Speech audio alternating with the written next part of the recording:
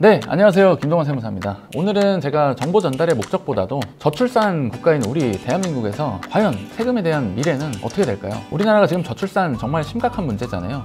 나랑은 상관없는 일일 거야 라고 생각할 수도 있겠지만 내 통장에 영향이 심각하게 갈 겁니다. 2023년도 상반기 합계 출산율이 무려 0.7명이에요. 하반기까지 통계를 내면 0.6명이 될 수도 있다는 최악의 전망도 나오고 있는 상황입니다. 맨날 심각한 뉴스가 나오고 세계 각국의 경제 전문가들도 우리나라에 대해서 굉장히 걱정을 많이 하고 암울한 전망을 내놓고 있지 않습니까? 그런데 세금은 앞으로 어떻게 될까요? 너무 당연하게도 우리 국민 1인당 부담하는 세금과 이 4대 보험료 지금보다 굉장히 높아질 겁니다. 통계청에서 얼마 전에 23년 말 발표한 인구 통계자를 바탕으로 보면 이 인구 피라미드 굉장히 암울합니다. 15세에서 64세 녹색 부분의 띠가 굉장히 급격하게 줄어드는 모습이죠. 반면에 이 100세 시대에 맞춰서 노년층은 굉장히 두텁습니다. 우리가 국민연금 고갈된다고 하잖아요. 왜 그런지 아세요? 우리 국민연금의 구조가 어떻습니까? 우리 전 세대가 낸 연금은 우리 전전 세대의 연금보험료 재원으로 쓰이고 있고, 우리가 내고 있는 연금은 우리 어머님 아버님 세대의 보험료 재원으로 쓰이고 있는 구조이죠. 이런 구조에서 우리가 받을 때가 되면 어떻게 돼요? 보험료를 낼 인구 자체가 크게 줄어들다 보니까 연금이 고갈된다는 얘기가 나오는 거예요. 그렇다 보니까 당장에 24년도부터 국민연금 인상하겠다, 굉장히 높은 인상률을 제시하고 있습니다. 저도 이제 직원분들을 고용하는 입장에서 매년 오르는 이 4대 보험료가 사실 굉장히 부담스러워요. 건강보험료는 말씀 안 드려도 매년 인상되고 있잖아요. 5년 뒤, 그리고 10년 뒤에는 보험료가 얼마나 많이 상승해 있을까 솔직히 걱정이 됩니다. 재밌는 얘기 하나 해드리면은, 제가 강남하고 이 송파 지역의 중고등학교에서 이 세무사에 대한 어떤 진로 교육을 여러 해에 걸쳐서 하고 있어요. 근데 제가 갈 때마다 아이들한테 자주 물어보는 질문 하나 있어요. 여러분들 삼성전자 가고 싶어요? 라고 물어보면 하나같이 네 그래요. 그래서 얼마 받고 싶어요? 라고 물어보면 월 1000만 원이요 이렇게 말을 하는데, 근데 애들아 그거 알아? 월 1000만 원 월급 받으면 통장에 얼마 들어오는지 알아? 라고 물어보면 정말 놀라운 게 아이들이 세금을 떼고 월급이 들어온다는 사실을 인지를 하고 있어서 제가 놀랄 때가 있어요. 실제로 월 1000만 원의 급여를 받으면 회사가 250 정도, 25% 정도 공제를 하고 월급을 준다는 사실에 아이들이 굉장히 놀랍니다. 그런데 제가 여기서 더 해주는 얘기가 있어요. 얘들아, 너네들이 아마 10년 후에 취업을 하잖아. 그러면 모르긴 몰라도 아마 350 이상 떼갈 거야. 35% 이상 떼갈 수도 있어. 그러면 아이들이 굉장히 암울해합니다. 4대 보험료는 이러한데 세금은 어떨까요? 우리나라의 소득세율 변화를 한번 볼까요? 현재 우리나라 최고 소득세율 45%입니다. 지방세 4.5%까지 가산하면 49.5%.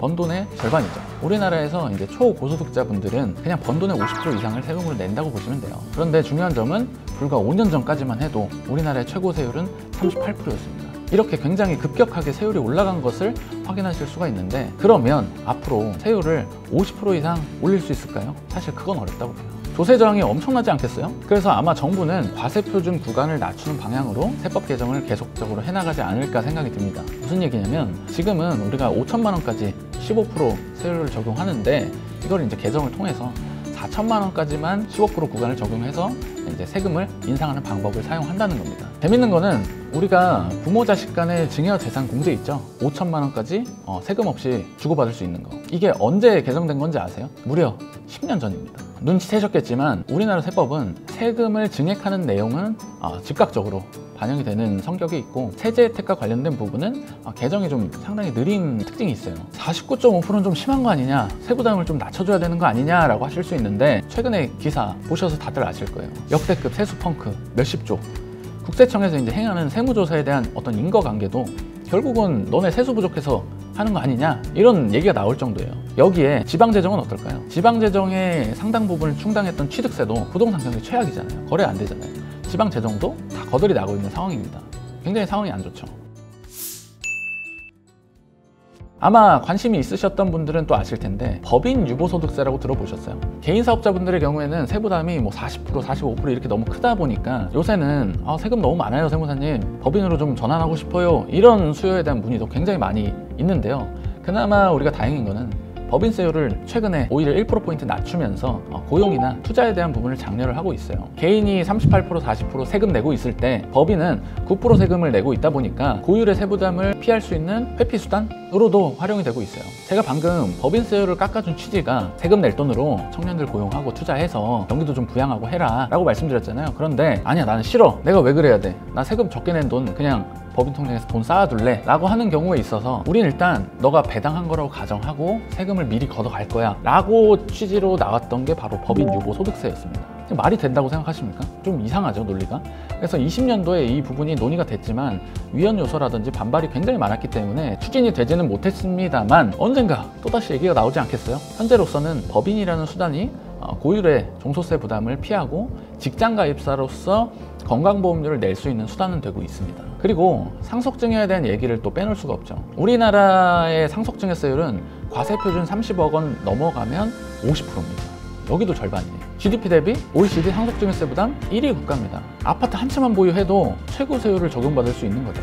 남의 일이 아닙니다. 그래도 이 상속증여는 전 국민이 대상이기도 하고 워낙 세부담이 높다 보니까 조금 긍정적인 개정안이 나왔어요. 첫 번째는 혼인, 출산, 증여대상 문제입니다. 얼마나 실효성이 있을지는 지켜봐야겠습니다만 벌써부터 상당 문의가 많아요. 이거 어떻게 활용하면 좋겠느냐. 어찌됐건 정부에서 이제 결혼과 출산에 대한 세제 개편의 일환으로 만들어냈고요. 너무 과다한 상속세 부담에 대한 어떤 불합리한 체계를 좀 개선코자 상속세 부과 체계도 개편 중에 있습니다. 개인적으로 출산에 대한 세제 혜택이 현재로서는 너무 미비하다고 생각이 들어요. 현재 아이 한 명에 대한 소득공제가 1인당 150인데 이 부분을 차라리 한 500만 원 정도로 상향하고 출산 그리고 자녀 세액공제에 대한 부분이 자녀 한 명당 30만 원, 50만 원 할 게 아니고 200만 원, 300만 원 수준으로 상향을 해서 너 세금 낼 돈으로 애 키워라 라고 하는 게 좋을 것 같아요. 그리고 출산 휴가를 장려한 기업이나 출산 후 복직한 여성에 대한 세액공제 금액도 좀 새롭게 신설을 하고 지금보다도 금액을 좀 대폭 상향하고 해서 기업이 좀 자발적으로 출산 여성들을 사회로 복직시킬 수 있게끔 하는 그런 유인하는 정책도 널리 알릴 필요가 있다고 보여집니다. 그렇게 해서 그걸 잘한 기업한테는 세무조사도 좀 면제를 시켜주고 그런 식으로 유인을 해야 실질적으로 좀 개선이 되지 않을까 생각을 하고요. 싱글세다 그런 식으로 해서 결혼을 안 하고 출산을 안 한 사람들에게 불이익을 주기보다는 출산을 하고 결혼을 한 사람들한테 혜택을 좀 크게 줘야 제도가 좀 실효성이 있지 않나 생각이 들고요. 실제 제가 그냥 현장에서 느끼기에는 지금 정책은 거의 이제 청년에만 좀 포커싱이 되어 있는 느낌이에요. 국세청 입장에서는 조세 수입 확보와 이 출산율이라는 두 마리 토끼를 잡기 위해서 이제 부처에서도 고민이 많을 텐데 아무쪼록 좀 긍정적인 개선안이 나왔으면 하는 바람입니다. 오늘 영상이 도움이 되셨다면 구독과 좋아요 그리고 알림 설정도 부탁드리고요. 궁금하신 부분이 있으시면 언제든지 댓글로 남겨주세요. 감사합니다.